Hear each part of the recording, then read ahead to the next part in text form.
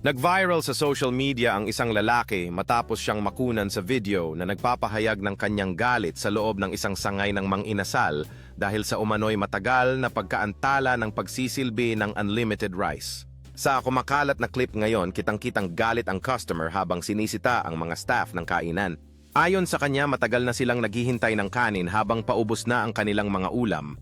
Giit niya nagbabayad ang mga customer para sa only rice promo ng restaurant. Kaya nararapat lamang na makatanggap sila ng mabilis na serbisyo.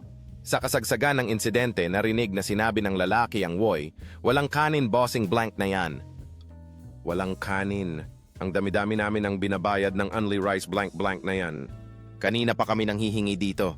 Mauubos na yung ulam namin. Blank niyong serbisyo niyong bulok. Mabilis na naganinang halo-halong reaksyon sa online ang video.